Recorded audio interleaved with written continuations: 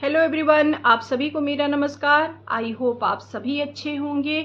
मैं ईश्वर से ऐसी प्रार्थना करती हूँ जो जहाँ रहे स्वस्थ रहे, अच्छा रहे, खुश रहे, भगवान की सबके ऊपर कृपा दृष्टि बनी रहे। तो सबसे पहले जिसने मेरे चैनल को सब्सक्राइब नहीं किया हो प्लीज़ मेरे चैनल को सब्सक्राइब करिए, लाइक करिए, शेयर करिए। मेरी वीडियो अच्छी लगे तो आगे भी शेयर करिए, बेल को प्रेस करिए जिससे मेरे आने वाली reel, long video, shorts video की नोटिफिकेशन आप तक पहुंचे और आप मेरी वीडियो को खूब एंजॉय करिए। तो हम आज बात करेंगे पितृपक्ष की। जैसा कि 7 सितंबर से पितृपक्ष शुरू हो रहा है और 21 सितंबर को पितृपक्ष की समाप्ति है। तो हमें पितृपक्ष में क्या करना चाहिए, क्या नहीं करना चाहिए, आज हम इसके बारे में बात करेंगे। सबसे पहले तो पितृपक्ष उनके लिए लागू ही नहीं है जिनके सास ससुर माँ बाप जिंदा हैं।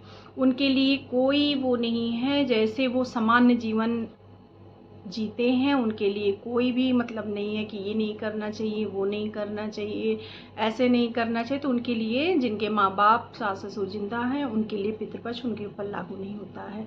अब बात करते हैं कि जिनकी सास नहीं है उनके पितृपक्ष कैसे मनाना चाहिए। तो देखिए, जिनकी सास नहीं है उनको 9वीं तक पितृपक्ष का बराव करना चाहिए। ससुर है, सास नहीं है, तो वो बहुएं 9 दिन तक बिराव करें। जैसे पूजा करती हैं तो सिंदूर ना चढ़ाएं और रोज़ 1 लोटा काली तिल डाल के अपने पितरों के नाम से जल डालें। अगर आप फ्लैट में नहीं रहते हैं, आपका खुद का घर है, तो पितृपक्ष के लगने के 1 दिन पहले एक घड़ा खरीद लाइए, उसको 2 ईंटें पे करके अपने छत पे रख लीजिए दक्षिण दिशा करके, और उसमें एक डिब्बे में काली तिल करके रख लीजिए। जब भी और एक कुश भी रख लीजिए। वो कुश सिर्फ उससे पितरों का ही जल दिलाएगा, उसको हम पूजा घर में नहीं यूज़ करेंगे। कुश बहुत आसानी से मिल जाता है, ऑनलाइन भी मिल जाता है, और उस कुश को हम यहाँ पर अंगूठे और पहली उंगली के बीच में यहाँ फंसाकर ऐसे जल डालेंगे। लोटे को यहाँ रख के यहाँ से जल डालेंगे। पितरों का जल यहाँ से दिया जाता है। जैसे हम लोग भगवान लोगों को ऐसे देते हैं तो पितरों का जल ऐसे दिलाता है। यहाँ पर कुश रख के और उसी घड़े में ऐसे पानी डालिए। ओम पितृदेवेभ्यो नमः, ओम पितृदेवेभ्यो नमः, ओम पितृ शांतिभ्यो नमः। ये 3 बार आप कहकर आप जल को पूरा गिरा दीजिए।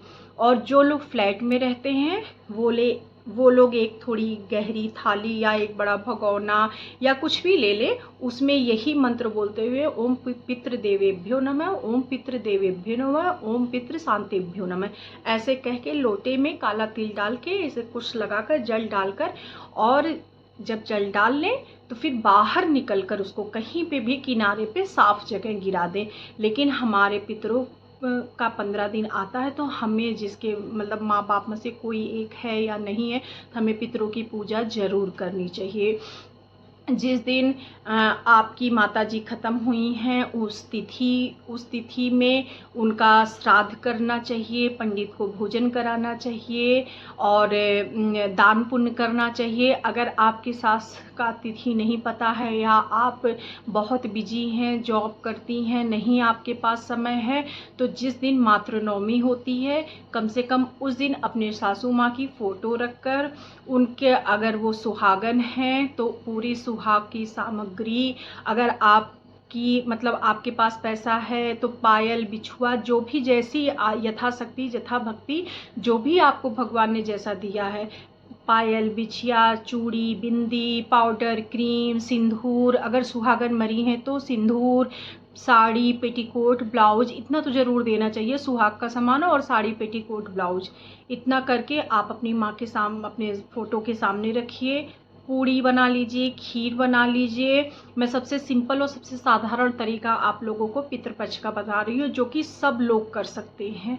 इसके बाद वहाँ पे रख दीजिए। आपके पास आम की लकड़ी हो, आपके पास कंडी हो, कुछ भी हो, थोड़ा सा सुलगा लीजिए, कपूर डाल के जला दीजिए, वो सुलग जाएगी लकड़ी। इसके बाद पूरी खीर को खूब अच्छे से सान लीजिए और उसी तरीके से ऐसे ओम पितृदेवेभ्यो स्वाहा, ओम पितृदेवेभ्यो स्वाहा, ओम पितृदेव, ऐसे करके 7 बार 9 बार करके उनको प्रणाम करिए। घेर के हाथ जोड़ लीजिए, गलती की क्षमा मांग लीजिए।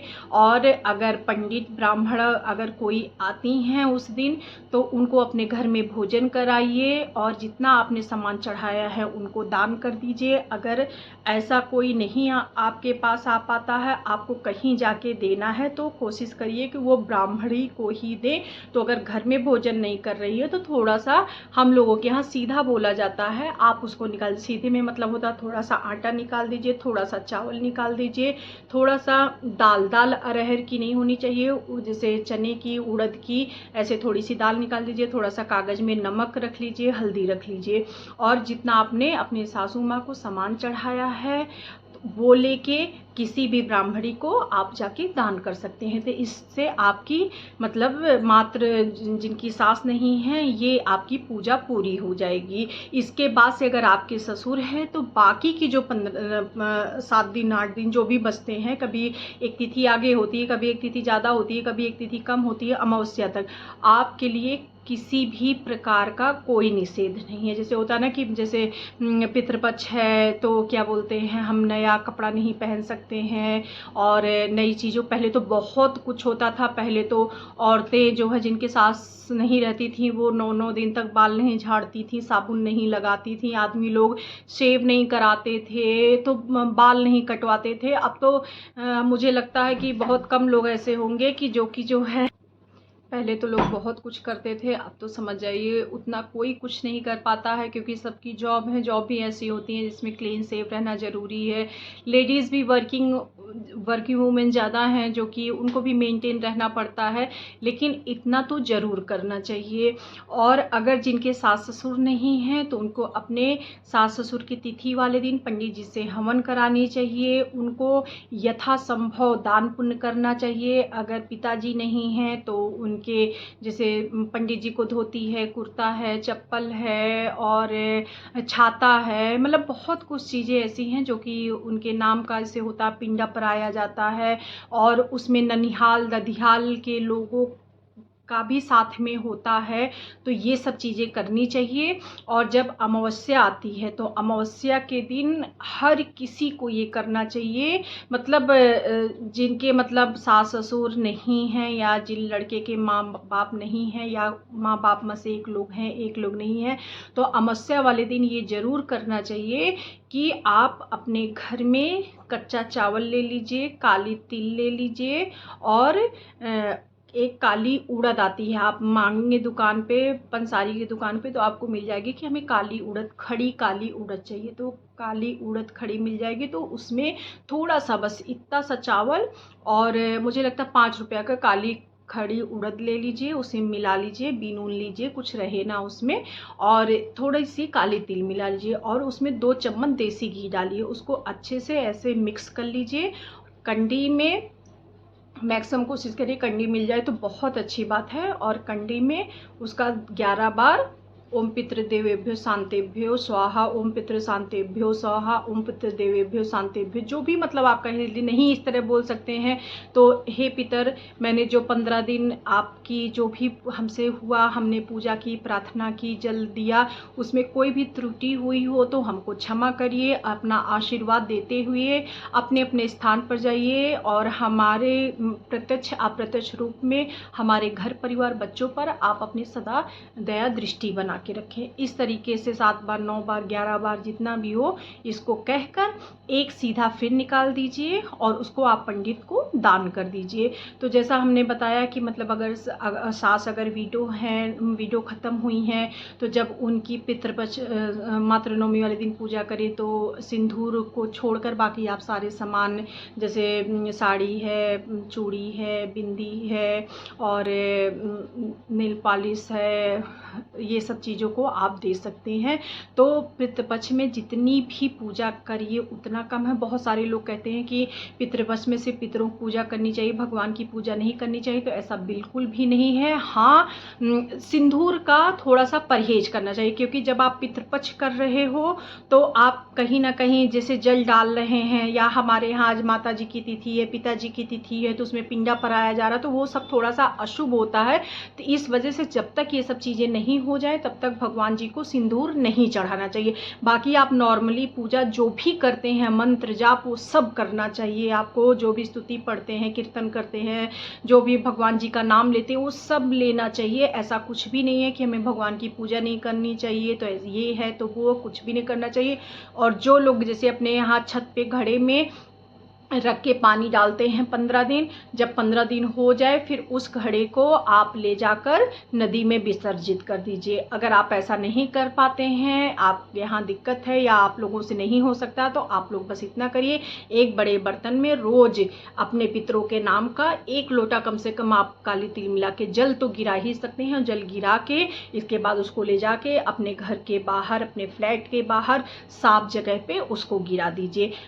जब भी खाना 15 दिन कोशिश करिए कि खाना हम जो भी बनाए कम से कम उसमें से 1 टुकड़ा जो है छत पे अपने रख दे, कौवा खा ले, कुत्ते को दे दे, चींटी के नाम से निकाल के दे दे, गाय का निकाल दें। तो ये 15 दिन ये सब करने से सब लोग ऐसा बोलते हैं कि इन सब रूपों में हमारे पितृ आकर हमारे बनाए हुए प्रसाद को ग्रहण करते हैं। तो हम तो कह रहे हैं जिस दिन तिथि रहे 15 दिन आप लोग छत पे अपने कौवा के नाम पे, चिड़िया के नाम पे, चींटी के नाम पे, गाय का, कुत्ते का, सबका भोजन निकालिए। और अगर आपके माँ बाप नहीं हैं, उनकी तस्वीर हर कोई रखता है, उस तस्वीर के सामने जब भी खाना बने तो साफ खाना एक कटोरी में, एक छोटे से प्लेट में निकाल कर उनके पास रखिए, 1 गिलास पानी रखिए, फिर उस खाने को उठाकर गाय को खिला दीजिए। ये सब छोटे छोटे काम करने से हमारे ऊपर पितरों की कृपा बनी रहती है और हमारे पितर हमारे ऊपर खुश रहते हैं। तो इसलिए जिनके सास ससुर नहीं हैं उनको इतना तो ज़रूर करना चाहिए, क्योंकि जीवन हम लोगों का ऐसे तो माया में या पैसा कमाने में इधर उधर में तो जा ही रहा है, लेकिन ये जो 15 दिन आते हैं इसमें सचमुच हमारे पितर आते हैं और वो इंतज़ार करते हैं कि उनके बच्चे यथासंभव उनकी पूजा अर्चना करेंगे। तो कौन सा बहुत बड़ा दिन है, 15 दिन का दिन रहता है। तो हमें जहाँ तक कोशिश करना चाहिए, कोई ऐसा दिख रहा है जिसको गरीब है इंसान, उसको घर में लाके भोजन करा दीजिए। पता नहीं किस रूप में कौन है, कौन आपके दरवाजे पे आया है, 2 रोटी मांग रहा है, तो उसको बड़े आदर पूर्वक, प्रेम पूर्वक अपने यहाँ 2 रोटी खिलाइए। तो इस तरीके से चाहे पितृपक्ष हो, पितृपक्ष में अपने माँ बाप की पूजा करिए। और पंडित लोग खुद ही सब कुछ मतलब करा देते हैं, बता देते हैं, लेकिन ये सब करने से, जैसे छोटी छोटी जानकारियां हैं, ऐसे करने से हमारे पितर लोग हम पर खुश होते हैं, अपना आशीर्वाद बनाते हैं। तो इसलिए ये काम जरूर करिएगा कि चिड़िया का, कौवा का, गाय का, चींटी का और जो है कुत्ते का, इन लोगों का भोजन 15 दिन हम लोगों को रोज़ खिलाना है। और अपने जो भी जिनके भी सास ससुर नहीं हैं उनको अपने सास ससुर की फ़ोटो के आगे रोज़, चाहे एक ही टाइम शाम के समय ही, लेकिन एक टाइम का भोजन हमें ज़रूर रखना है और उसको उठा के हमें नेक्स्ट डे गाय को खिलाना है। तो इस तरीके से छोटी छोटी बातों का हम ध्यान रखेंगे तो भगवान की, पितरों की सबकी कृपा हमारे ऊपर रहेगी। और अमावस्या वाले दिन जैसे हमने बताया, जिसे अगियारी भी बोलते हैं, अगियारी करके पितरों को विदा करें, गलती की अपनी क्षमा मांगे, एक सीधा वही आटा चावल दाल हल्दी और नमक निकाल कर किसी पंडित को दान कर दें। और नेक्स्ट डे से तो फिर नवरात्र की तैयारी हो जाती है। तो अगर आप लोग मेरी वीडियो अच्छी लगेगी तो आप लोग बताइएगा, मैं नवरात्र की भी जानकारियाँ आप लोगों को दे दूँगी कि कैसे पूजा हम लोगों की नवरात्र की बहुत इजी और आसान तरीके से करनी चाहिए। तो जय श्री कृष्णा, राधे राधे। भगवान आप सभी के ऊपर कृपा बनाए रखें, ऐसी मेरी भगवान जी से प्रार्थना है। राधे राधे। और मेरे चैनल को सब्सक्राइब करिए, लाइक करिए, बेल को प्रेस करिए, जिससे मेरी आने वाली वीडियो शॉर्ट्स की नोटिफिकेशन आप तक पहुँचे। जय श्री कृष्णा।